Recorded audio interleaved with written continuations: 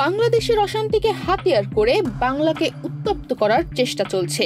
দীঘা থেকে এমন মন্তব্য করলেন পশ্চিমবঙ্গের মুখ্যমন্ত্রী মমতা বন্দ্যোপাধ্যায়।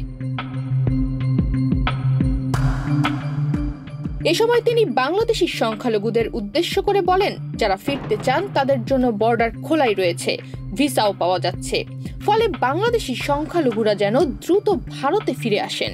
তবে চূড়ান্ত সিদ্ধান্ত কেন্দ্রের, এদিন ফের তা স্পষ্ট করে দিয়েছেন মমতা। এ সময় বাংলাদেশের পরিস্থিতি নিয়ে সোশ্যাল মিডিয়ায় ভুয়ো বেশ কিছু ভিডিও ছড়িয়েছে বলেও দাবি করলেন তিনি। সেগুলোকে ব্যবহার করে বাংলাকে অশান্ত করার চেষ্টা চলছে বলেও মন্তব্য করেন। বুধবার দীঘায় পশ্চিমবঙ্গের এই মুখ্যমন্ত্রী সাফ জানিয়ে দেন, বাংলাদেশের পরিস্থিতি কেন্দ্রের আওতায়, যা সিদ্ধান্ত নেওয়ার তা ভারত সরকার নেবে। ইতোমধ্যেই প্রতিনিধিও পাঠানো হয়েছে, দুদেশের বৈঠকও হয়েছে। এরপরই মুখ্যমন্ত্রী দাবি করেন, বাংলাদেশের অশান্তিকে হাতিয়ার করে বাংলাকে উত্তপ্ত করার চেষ্টা চলছে।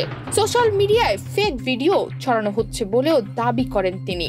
এসব ভিডিও এবং সম্প্রতি চলাকালীন সময়ের বেশ কিছু বিষয়বস্তু নিয়ে একদল দুদেশের সাম্প্রদায়িক সম্প্রীতি নষ্ট করার চেষ্টা করছে।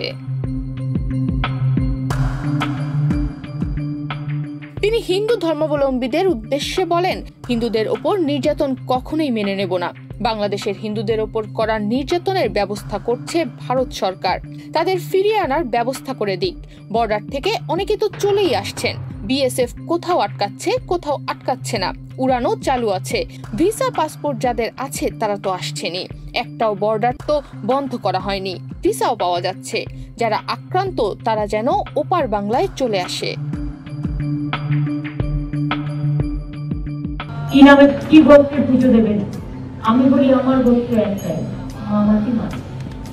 আমি মামাটি মানুষের নামে পুজোটা দিয়ে গেলাম। এদিকে গত 10 ডিসেম্বর ভারতীয় সংবাদ মাধ্যম টেলিগ্রাফ ইন্ডিয়ার এক প্রতিবেদনে বলা হয়েছিল, পশ্চিমবঙ্গ বিধানসভায় বক্তব্য রাখতে গিয়ে মমতা বাংলাদেশ ইস্যুতে সবাইকে শান্ত থাকার আহ্বান জানান এবং বাংলাদেশে দেওয়া উস্কানিমূলক বক্তব্যে প্ররোচিত না হতে বলেন। মমতা জানান, পশ্চিমবঙ্গ সব সময় কেন্দ্রের যে কোনো সিদ্ধান্তের পাশে থাকবে। অথচ একদিন পরই তিনি নিজেই বাংলাদেশি সংখ্যালঘুদের দ্রুত ভারতে ফিরে যেতে বলছেন। সম্প্রতি বিধানসভায় বাংলাদেশ ইস্যুতে মন্তব্য করে মমতা বন্দ্যোপাধ্যায় বাংলাদেশে হিন্দু সহ সংখ্যালঘুদের সুরক্ষার জন্য শান্তি বাহিনী পাঠানোর প্রস্তাবও দিয়েছিলেন। তবে এও স্পষ্ট করেছিলেন, গোটা বিষয়টি কেন্দ্রীয় সরকার দেখছে এবং তারাই ব্যবস্থা নেবে। তনিমা রহমান, বাংলাদেশ প্রতিদিন।